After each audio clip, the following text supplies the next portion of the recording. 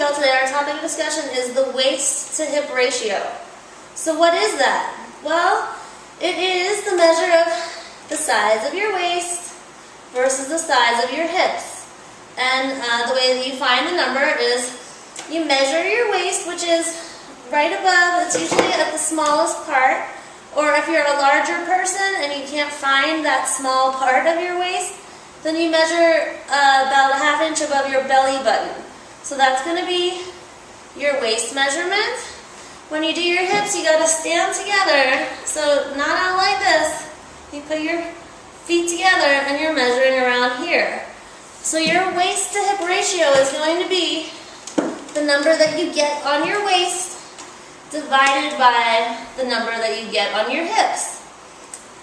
And what does it mean? What does the waist to hip ratio mean? Well, it is generally considered a measure of attractiveness.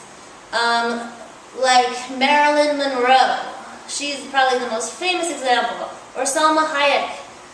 You can think of, they have small waists versus their hips, and they're seen as some of the most beautiful women in the world. And it's because they have the waist to hip ratio. So what does that mean? The reason that the waist to hip ratio, the reason why having larger hips versus your waist is seen as more attractive is because it's a measure of fertility.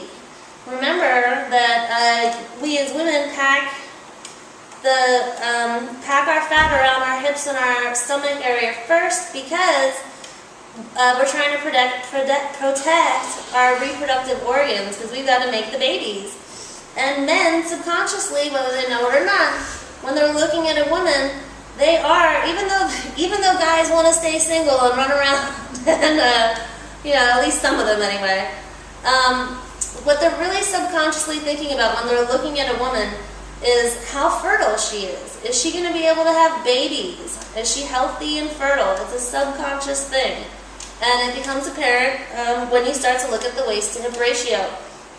Like, if you had the exact same woman, if you put my face, if I kept my face and kept my body, which my waist to hip ratio is pretty good, and if I put my head on a person that was totally flat, that had no curves, or someone that was bigger or more pear-shaped, and you gave like a test to people and put it out there, everybody would pick, or 99% of the people would pick the person with the waist to hip ratio as being more attractive than the person with the A-line or the pin straight body, or the plumped out one. And it has to do with the fertility factor and psychological things. So what is a healthy waist to hip ratio to have? Well, and for men tend to store, again, they don't store the fat around their hips. Men are more packing it into the center. So it's different. For women, a healthy waist to hip ratio is a 0.7. That is the most universally accepted measure of attractiveness for women is a 0.7 on the waist to hip ratio. For men, it's a 0.9.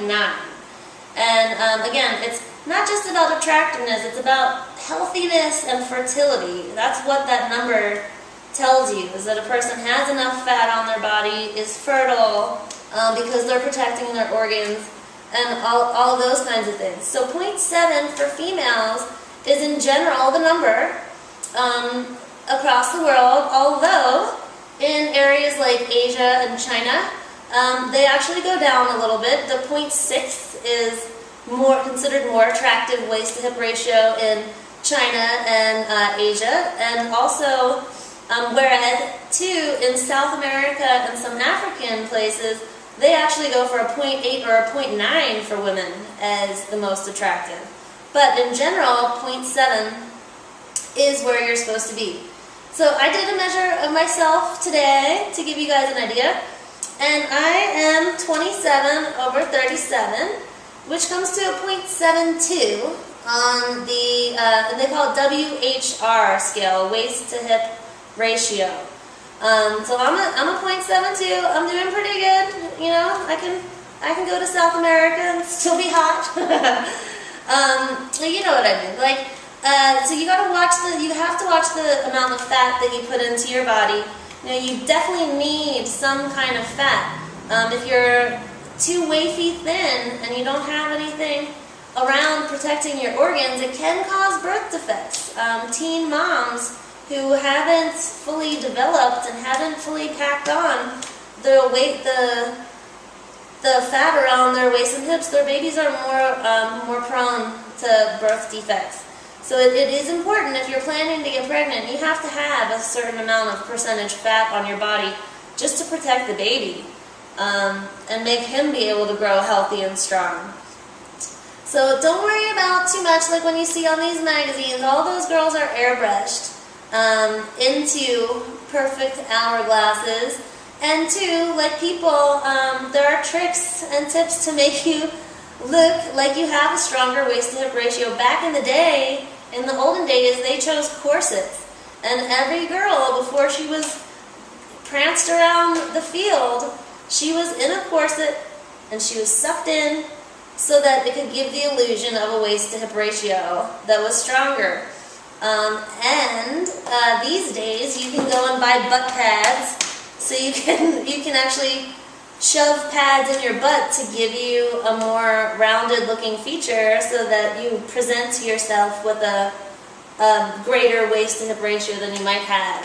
But I say, without all the tricks, without all the gimmicks, you don't need a corset, you don't need butt pads, you need to exercise and you need to eat right and you got to take care of yourself.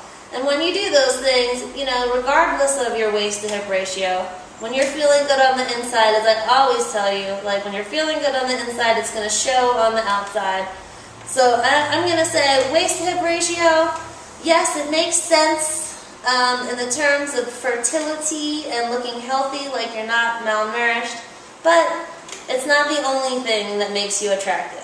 So waist to hip ratio, yes, it's a psychological thing that makes us believe that we're fertile and healthy, and it's a very visual thing, but also, again, being comfortable within, letting yourself shine, that is going to make you attractive also, because you have an aura of energy around you, and when you're happy and when you're happy, you're putting out good vibes. So be happy, take care of yourself. I hope you enjoyed the workout, and I'm going to see you guys next week. I forget what's coming up, but I'm sure that